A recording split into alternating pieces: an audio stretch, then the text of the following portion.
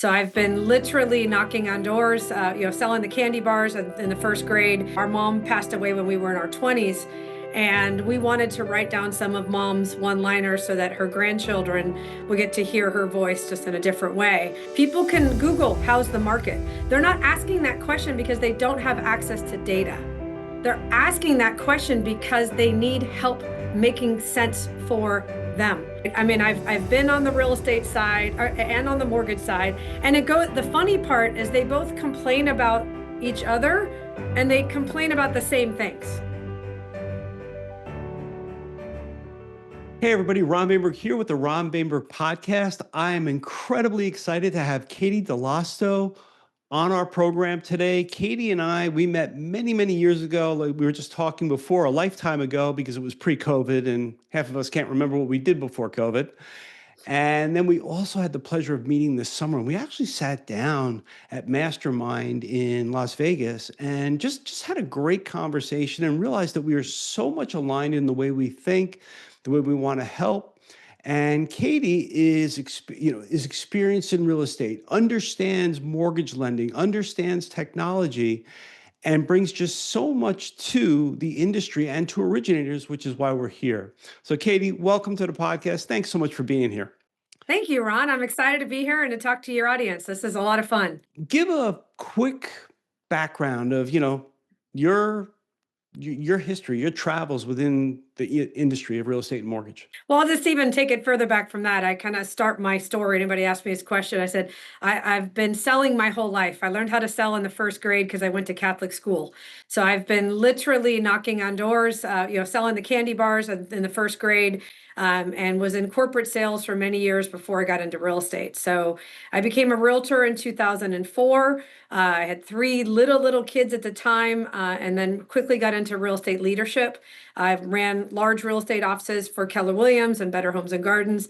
And actually, when I was doing that, I had some relationships in the mortgage industry who kept asking me to come and teach classes. Could you teach how to do an open house? Could you come and teach our salespeople? I teach a class called How to Make the Phone Ring. And the way to make the phone ring is you dial it out first. So, we would do, Imagine that. Imagine that. We do role play and then real play. And so, and then it was amazing how many appointments people could set in 15 minutes when you're in a room and it's mayhem. And this, I had a mortgage company said, hey, we're looking to develop a strategic account manager, kind of a business development role to work with our real estate partners, work with the broker owners that we have partnerships with. And I was one of the first to do that and loved it and loved where real estate, mortgage, and technology can all come together is my favorite collection because I find it fascinating that we don't share that information and that often realtors and loan officers tend to speak this way, right? We have, a crossover versus we just a couple tweaks in language and suddenly the magic happens where 1 + 1 can equal 3. And it's really cool. So I love to do. Well, since that is your sweet spot, and by the way, so everybody knows, Katey is also a published author. She wrote a book, Fortune Cookie Leadership, and also is now in the process of working on her second book. But Katey, before we go into marrying mortgage, real estate, and technology, just tell a little bit the story because I loved it about the book and how you wrote, what it is and how you wrote it. Oh, the Fortune Cookie Leadership book, Yeah. that one. So yes, I'm not sure if you're on my first book or the one I'm working on now. The Fortune Cookie Leadership started off. The title actually comes from my oldest daughter, who one time told me that I parented like a fortune cookie with a lot of one-liners, and I realized that my sister and I were also parented that way. Our mom passed away when we were in our 20s. And we wanted to write down some of mom's one-liners so that her grandchildren would get to hear her voice just in a different way. And then also when I was running a large real estate office, we would do a weekly sales meeting. And, when you're working with independent contractors, they have to want to come to your sales meeting. Nothing is required. And so I really worked to make them dynamic meetings. And one of the things I always had was some sort of motivational minute at the end, like something to think about as you walk out the door. But you Google motivational quotes and you'll drown. It's too much. I was like, man, I wish I had a book where I could just flip through and like, oh, yep, that's the one. That sounds great. I'll use that line for today. And so since I didn't have one, I wrote one. So it's 52 one-liners, one for each week if you do a weekly sales meeting, the story of where the one-liner originated, and then the lesson for your business or your life. And because this book is written for salespeople and leaders, the longest chapter is 2.5 pages long. So you're welcome. I always look, I'm a salesperson at heart and I do love to read, but I also make the joke. So I know you guys are in sales, so don't get insulted, but I always tell everybody, I go, salespeople are great people. We are the best people. We have only two problems. We have only two issues. I go, do you want to know what they are? And everybody's like, yes. I go, we don't read, we don't listen. Other than that, we are Right. perfect. And I've never had Katey, Small insignificant details. I've never had anybody ever get upset at me because every one of us knows it is the truth. So, so just lead us into, there's not the journey, but you're talking about marrying mortgage, real estate, and technology. So what does that mean? Well, I think the biggest challenge I've seen in the mortgage world is there's been a lack of understanding, maybe that's the right word, of how the realtor mind thinks, right? I mean, I've been on the real estate side and on the mortgage side, and the funny part is they both complain about each other and they complain about the same things. And I'm like, Imagine that. wait a minute. So they're like, we're so close. We're so close because it's, right there. And so that was one of the things I started when I was managing in-house relationships, is I started creating, hey, this is when you say X, the realtor thinks W. So because you're not, they don't hear X, they hear W. So how do we translate the X to be an X, right? So that they hear the message that you're sending. And a lot of times it's, we got to remember that communication is not message was sent. Was the message received? Right? I mean, I can Yep. send I mean, it's the whole like, well, I told you. Well, yeah, but I didn't hear it. I didn't understand it. It landed funny with me. I didn't really get it, but we were moving so quickly. I didn't ask, right? Or I felt dumb asking because a lot of people don't want to feel dumb. No, nobody wants to feel dumb. But what's interesting, before we go further, is one of the things I always talk about is you look at the mortgage industry, you look at the real estate industry. What is the number one complaint that realtors have about loan officers? Communication. What's the number one complaint that loan officers have about realtors? Communication. What is the number one complaint that consumers have about both realtors and mortgage professionals? And it's communication. What is the common thread? Salespeople.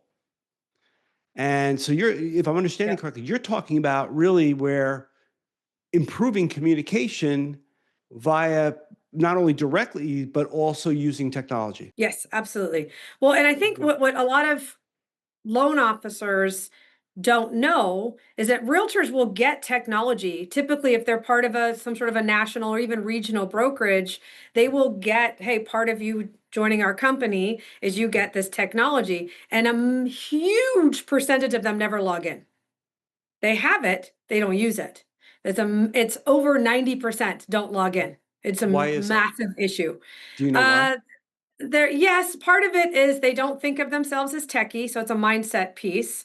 Okay. Some of them have a fear that if I log in now, I mean, 20 years ago, there was like, if you left the company would keep your database, and people still remember that story from 20 years ago. And there's that group. And then there's like, oh no, I don't need any sort of systems. I got my people in my phone. Right. And then they get frustrated when they don't have leads to follow up with because they're only working on the right now business. And that's one of I have a solution if you would like me to share that brings Fire it the loan out. officer in Absolutely. it. So, because loan officers actually use the technology that their companies provide for them, right? You use the tools like your loan operation systems. You'll learn a contact management system or contact relationship, client relationship manager, CRM. But I mean, we talked about this a bit before, but I was one of the first outside salespeople for HomeBot, which is a tool that works with mortgage real estate and the consumer, and giving them a financial report on their largest financial investment was, oh, by the way, is their house, right? So, kind of important to know. It's the number one indicator of generational wealth and the largest financial investment of, and it's the largest investment at retirement age is your home, right? That's your most valuable asset at retirement age. So it's because loan officers actually use and know how to leverage the technology that they have. They think that realtors don't need it or want it, but they never ask the question, and sometimes don't know how to ask the question. And so that's one of the things that I really like is, can I give an example of a way to, I was going to ask so you, please. okay, so I'm going to give an example. If you already have a relationship with a realtor, a couple of realtors, which I expect most of the people here do, maybe you have a relationship where you get some, but maybe not all of their business, that's fine, right? But you're building up this relationship, and then you have your partners that are like, you're their right-hand person. Like you're always the person they call to get pre-approved and all of that, which is Right. fantastic.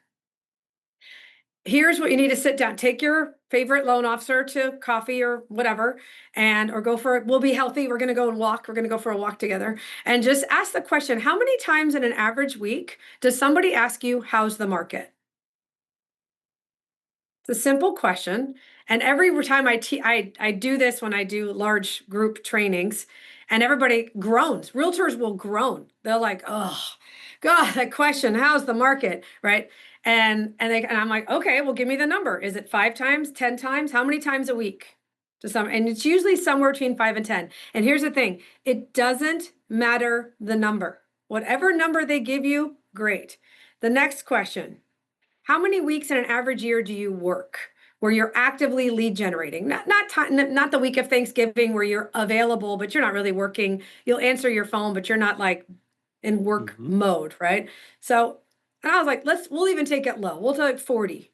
So if they say that it's 5 times a week that somebody asks, how's the market? And that's 40 weeks a year. That's now 200 people that asked about real estate in an average year.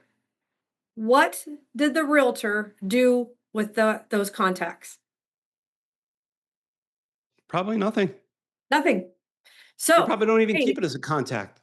they don't even think it's a contact. They think it's a throwaway question. I'm a believer that how's the market and what are rates, which we can have another conversation about that, is the Same principle. international sign for book an appointment. People can Google what their home is worth. They can look it up. People can Google how's the market. They're not asking that question because they don't have access to data.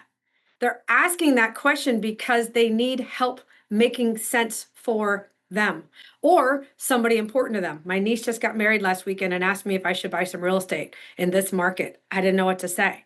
That they're not going to say that and like, hey, how are you? Good to see you. Hey, I need to talk to you about my niece. Like that's awkward, right? So the how's the market is Yes. that, right? How's the market is that, or what are rates is that I need help understanding for me or somebody important to me. So we need to ask that second question. And if the realtor, you don't need to go down there and educate the realtor. That would be great. That'd be wonderful. This is my massive soapbox. Like that, we leave so much money on the table. It's insanity. If you start thinking of like what percentage of those 200 people they had a conversation with bought or sold real estate with somebody else, or did a loan with somebody else, we'll never know. But there's some percentage that did. What if it's Yeah. 5%? That's And 10 you did. loans. And what I love is you didn't even have to work for that lead. No, Yeah. No, I'm sorry, you did. You have to breathe and go someplace. you have to be outside of, you don't even need to be outside your house. People, your friends or cousins or whatever will call you. Hey, how you doing? How's life? How's the market? It's not a throwaway question at all. I love that. And so, yeah, sorry, can Okay. you tell us my soapbox? So let's take it a step further. Okay. So somebody says, because I'm going to put myself in the LO shoes or our Yeah, audience shoes. yeah, Customer says, how's the market? Now, right. my belief is some people, I always believe if somebody, we all do things for a reason. We say things, we do things, we ask questions, whatever it is, it's all for a reason that serves us, either negatively or positively, but it serves us in some way, shape, or form. So there are people who are going to ask, how's the market, which could just be a conversational piece and might end up being a throwaway, but you wouldn't know unless you engaged further with it. Um, but other people might be thinking about the future. Some people might be thinking about, they just want to know if they made the right decision buying a house, if they bought I mean, there's all different motivations as to why someone would ask that question, correct? Right. And Okay. we have no idea until we ask one more. Okay, so what's that one more Right. question? So, okay, ask me. I'm a realtor. Ask me, how's the market? How's the market? Hey, Ron, thanks for asking. It's a great question. Is there a specific area you're thinking about? I'll keep going. No, I'm just curious to hear what's going on. Awesome. Are you, most people when say they're just curious, are usually talking about their own home. Is that your home or are you thinking about investing or is there somebody else that, some other area you're thinking about that Well, you're there's a lot of curious? news. There's always something on the news regarding housing and real estate, and I do own a home, so it does make me wonder. Yeah, sure. I mean, I'm assuming your home is your largest financial investment, right? Of your investments. Yeah, You know what? This is great. I love these conversations, but I'd really love to take this offline. Could I give you a call tomorrow and let's talk about your home and what the trends are and what you might be looking to do in the next 3 to 5 years? Is that okay? Can I give you a call tomorrow? I love that. I love that. See, We're not going to you, get deep. You probably at a barbecue or I was at my niece's volleyball game, right? We're right. not going to get super into it, but nobody is curious about the market. No Right. one. And if they don't schedule, if I didn't schedule with you, then you kind of know what you're dealing with, that it may not be, or, we also have to, and this is one of the things that I always teach too, is you've got to read the person you're talking to. You got to Yeah. listen to how they're speaking, pay attention to what emotional state in there at that moment in time. If they're holding a beer and it's beer number 8, hey, Katey, how's the market? Right, right, right, I'll book an appointment with anybody, but I'm not going to right. remember I did. Katey who? Uh, Right. Yeah. Yeah. Yeah. Yeah. Well, I uh, just think this is where I said I like there are so many real estate tools, right? You've got, hey, I mean, and I still love this Todd Duncan line that's been around forever. But hey, if somebody says, how's the market? And you can say, hey, it depends. What are you looking to do? Or where are you looking? That kind of thing. Hey, when's the last time you had an annual mortgage review? And they're going to say, what's that? Right. And you say, hey, it's a annual. great tool for people to do once a year to take a look at their overall investment or debt situation. And, we can sit down and go over that and happy to share with you some comps. And, because look, if you do an annual mortgage review and it takes you 10 minutes and you're on a Zoom or you go to their house or their office, one of three things is going to happen. One, you're going to get a loan opportunity. There's someone's going to, or with a realtor, buy or sell opportunity. Two, you are going to get a referral because you're sitting there talking to them about their largest financial investment. And you're like, it's funny. Somebody just, because now you've just taken that, like, I'm not, I'm a loan officer. No, you're my financial advisor on my largest financial investment of my life. Right. That's an important person. I need to be in relationship with that person. Right. Third thing is that you deepen the relationship, right? So sometimes you can get all three: deepen the relationship, get a referral, and and get a loan application. So with doing that, And in this day and age, where is my thing here? Oh, it's here. My thing. That didn't sound really good. This thing, the phone. yeah, Certainly we can meet face to face. We also have to manage our time correctly.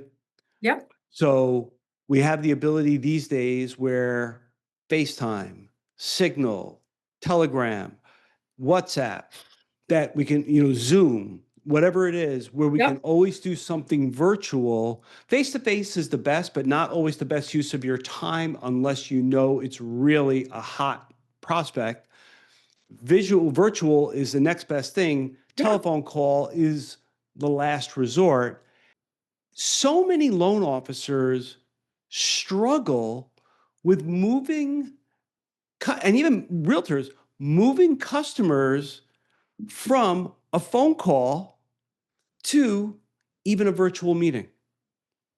They struggle with and you're laughing, so I know you're gonna have something good, but it's like they don't even know many don't even know how to do that, or they feel uneasy about doing it. So I'm gonna toss it to you. So, okay, so you're the expert, right? You're the expert. They don't know what the next step is. So waiting for the customer to know what the next step is. So when I do my taxes with my CPA, like I hire a CPA on purpose because, and then I'm like, okay, Katey, first thing we need is X. Second thing we need is Y. Okay, then we're going to book an appointment and we're going to go over everything. Okay, right. But the ultimate goal is to get my taxes done, right? Mhm. So I need, and it's important to me why that happens. So one, when you're on the phone call, finding out why. Now, I don't know about you, Ron, but do you like moving? Is moving fun? Moving sucks. Moving sucks. So, and have you ever refinanced and you have to like, you have to get, the paperwork from like your paper route in the third grade, all the amount of work you have I, to do I just to get a loan? I actually refinanced once in my life. I'm actually a rare case because my original house that I bought, I live in.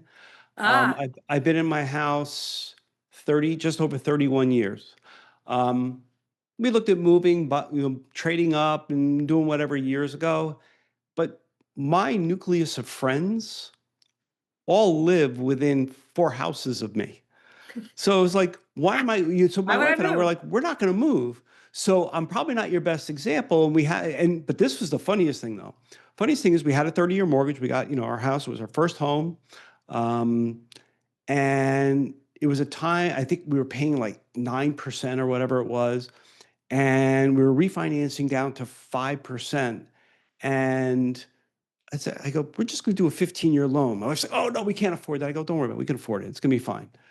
So I refinanced and we ended up paying it off early, even from there, because I'm like, why are we still paying this thing? But so I did my own mortgage. So I kind of knew the borrower and I knew he was going to provide the paperwork. Right, right, right. But I'm just saying for the average consumer Yeah, who doesn't even know what paperwork they're supposed to bring, how correct. much of it they need, but they know that there's a lot. Like they know they're going to have to commit. So my Or I'm sorry, question is or they don't think they need to because they already got a mortgage before. correct. So they don't know what they don't know, and they're Yep. either overwhelmed with like, oh God, like if they're going to be moving, like moving is horrible. Why are you moving? Like, did you lose a bet? Like, what is the motivator, right? As human beings, we move away from pain and towards pleasure. That's how our brains are wired. So, what is the pain that you're willing to go through, or what is the pleasure that you're willing to go through the pain of moving? Because there's some carrot. So if you are not What's the clear on motivation? why somebody is going through the process of getting a loan or moving, of course they're not going to meet with you, right? You haven't gotten really clear That's on what that carrot is, right? that's And very then, powerful. like, what's the motivation? And then you have to tell them, hey, you want the carrot. Awesome. Here's our next step. We have to sit down face to face or at least on Zoom, and we need to go through this process step by step so that you're really clear because moving is like having a part-time job, right? It will distract you and everything else. I hope everybody just picked up what Katie just did, and that is she said, this is our next step. She didn't say, can we meet on a video or Zoom? She told in this scenario what needed to be done, what the next step is. And people not only want, but many people need to be led to the next step. And that's another pattern. And Katie, you and I could talk freaking all day here. Um, All that so many day. originators are afraid to just tell the customers and take command. This is the next step. This is what we need to do. So they kind of, and it's in an authoritative way. And I'll just throw this in there. When you go to the doctor, they don't ask you if they can take blood. If you're going there to be diagnosed, they say, okay, we're going to take blood. And I don't think any of us have ever said no to that. Correct. Okay. I mean, you can ask why. Like, We can why do ask we why need you're that? taking blood. Yeah, Yes. great. But you're the guide. You're the Sherpa. You're the one going to shepherd me through a process that I maybe do once every 7 to 10 years, right? And like we said, 10 years ago, pre-pandemic is a whole different lifetime, right? Like Yep. So It's a we different have to, different way. we are the experts, and they want to rely on us as the expert for guiding them. Realtors do this with, and I get this as my other, I have so many soapboxes, but this is a, um, realtors do this, and I don't know if you guys, if the loan officers do the same thing, but they might with realtors actually. Is that a client calls and says, "Hey, we're thinking about moving, we're thinking about investing," and the realtor says, "Great, when can we meet?" And from the very first phone call, they've now put the client in the driver's seat. And then 3 weeks into the transaction, they're frustrated of why is the buyer thinking that they're in charge? And I'm like, how did you book the first appointment? Because if you put them in charge to begin with, then they will stay in charge. And I so love it. don't Yeah. like, they're not the experts, whether it's, buying or selling real estate or with a mortgage, they're not the expert.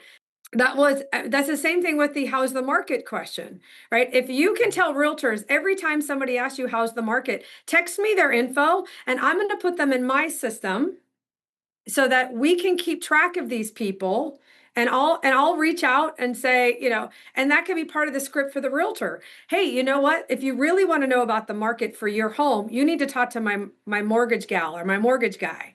And I want you to talk to Ron. He's amazing, right? That's a great And referral he can sound. give you some, like, have you done an annual mortgage review? Because if you haven't, you should talk to Ron.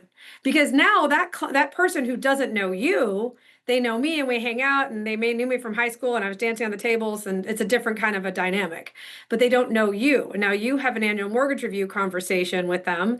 And then you call me and go, hey, guess what? They want to actually take some of this equity out of their house and go buy an investment property in Northern Illinois, right? Whatever, Mm. for purely for cash flow.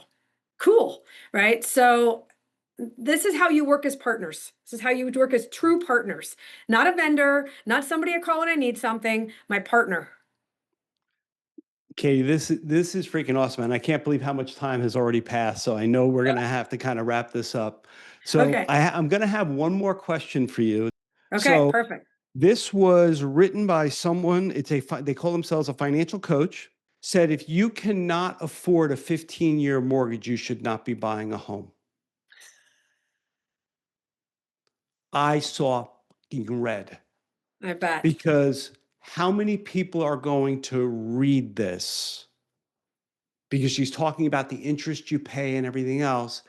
And I'm just like rubbing my temples and trying not to scream. Not only because it hurts our business for anybody who reads that, but in my opinion, that advice is just beyond stupid. Katey, am I crazy or? Well, you might be crazy, Yeah, that's and true. that is a mess. And that quote doesn't make any sense. And I've been to too many Barry Habib presentations to know, how we can look at the numbers from lots of different things. The thing that I like to tell people, we're all living longer. We're living longer, period. And the number one expense for seniors is housing. So, like, if you buy a house at 40 and you take 30 years to pay it off, so that at 70 you have a place to live with zero expenses except your insurance and a little home maintenance. Okay, right? Like that, we're not guaranteed Social Security. We don't know that, but people are working on retirement money, looking at we're living longer. So how do we set this up? Well, the number one thing you need to set up is where are you going to live? Do you really want to move in with your kids? Right. Maybe. I mean, but wouldn't you like to have the option of, like, where do we want to live? And so, there's that, and that's the part of it that I'm like, look, it is the number one indicator of generational wealth, and it is most people's largest asset at retirement age. But the reality is, it's a place we create memories. It's the place that you can live when you're in your golden years, and you're like, hey, I don't have this mortgage anymore. It is fantastic. I don't care if it took you 30 years or if you were able to pay it off sooner like you did. First of all, nobody even pays it for 30 years. And of course, she was talking about, well, people refinance and they recast or whatever. And this, see, I'm a very simple guy. I like to keep things very simple. I used to have a very complex life, got rid of that complexity. And I just think simple. I keep things simple. I teach simple. And my whole view on just that thing is, it's getting you in the door. Forget about what you just talked about, which is very important, which is what is the quality of life you want? What kind of life do you want to have? Do you want to live in an apartment? Do you want to live in a house? But I just think about this. If people only bought a house when they could afford a 15-year mortgage, what would our world of real estate look like? You want to talk Well, about, first of all, well, somebody could argue that the home prices would be much lower. Maybe that is true, but that advice is completely nonsense for the world that we live in today when we have the high, well, I can't say the world, the country which has the highest home prices in history. So you can't reset this. So this person giving this advice, okay, we both kind of think it's crazy. We have a similar take, but also just presenting it a little differently. Okay. Final question. Again, and if anybody wants to just Google Google it, and you'll find that in that article, and you can hopefully get as nauseous as I did when I was reading yeah. this Well, advice. I say this all this. I say to my daughter. So I said, look, everybody is paying a mortgage. Everybody pays a mortgage. Whose mortgage are you paying? Exactly right. Final question, Katey, and I did not prepare you for this question, but what is something that you never told to an audience on a podcast or an interview? Oh, that's a good question. The one I hear that the silly thing that popped up is that I was on Romper Room when I was 5. So I don't think I've ever shared that on a Okay, I'll, podcast. I'll take that. So, I like the lights and the microphone and the cameras all work for me, and have so for an early age. Do you realize how many people are on this program right now that don't even know what Romper Room Well, they're was? gonna Google it and they're gonna They're going find to out, Google and they're it. gonna be like, "No way, that was a real TV show." Yeah, it was, Yep. and it was. I think I've actually started talking about this more, but I haven't been interviewed on a podcast since I finished writing my second book, Selling Like a 6-Year-Old. Is how much we need play in our life, and Oh how my much play, laughter, silliness. This has been a tough market for us for the last couple of years, God. Oh and yeah. we need to go and play. Go out for walks, right? Go do stuff that makes you laugh, and find other people that you can connect with, because this is like, at the end of the day, it's about these connections, and laughter actually lowers cortisol levels. Laughter builds us connection. Laughter is when you're vulnerable, because you're like, when somebody cracks a joke and you laugh, now we're connected energetically and emotionally because I understood what you're saying. So now we have this synapse of going, and sometimes, and if you guys have friends that you volley stuff back and forth and kind of who can make the other person laugh harder, right? I mean, those are my favorite people. And those are also the people that pick me up when I fall, and the people that celebrate me on my successes, and vice versa. So bring joy and playfulness and 6-year-old mentality to what you do, and everything gets better. I so love that. Because every morning, and I talk about this, but every morning, myself, my best friend across the street, we walk our dogs. We have another friend 2 doors down. Um, he was so much more fun when he was retired because he used to walk with his dog in the morning, but now he's back to a real job. And so it's just myself, but he walks with us at night. But here's the thing. Every morning, unless it's hailing out or something, winter, spring, summer, fall, doesn't matter. We are out. We walk in the morning. It's about 7 o'clock in the morning. We go around the block, and guaranteed there is not one intelligent thing that is discussed between the two of us. Perfect. Okay. It is basically a circle of, I call it the circle of stupidity. And it's just such a great way to start off laughing when we begin our day, because there's never a serious conversation. Good. So I love the title of your new book. Katey, if somebody wanted to get a hold of you, how do they do that? Well, I'm on social media as Coach Katey. It actually came from being a little league coach, which is where that Coach Katey came from. So I'm a baseball nerd if anybody wants to do that. But I spell Katey, Katey. If you want to talk about Star Trek or baseball, I'm in. Oh, And Star Trek? yeah, The original Star Trek? well, I say I'm original Star Trek, Next Generation, some Deep Space Nine, but I'm really enjoying Strange New Worlds. I'm really enjoying it. Okay, we'll talk about the first series because that's the only one I ever liked. Oh, then you might like Strange New Worlds because it's about Pike. So it's really good. Okay, right. See, All see? right, we got to close this out because people right now, the audience is like, "What the are they No, there's a whole talking bunch of people are like, yes. about?" Katey, thank you so much for Thank being you. on this program today. You are awesome. I hope everybody watching enjoyed this. And until the next time, I know I'm going to see it. I'm going to see a conference. Are you going to? Well, we'll talk offline. I was going to Sounds ask good. about the All right. conferences that are Thank coming you. up. Thanks so much, Ron. I appreciate your time. Take care, Katey. Thank you. Uh-huh.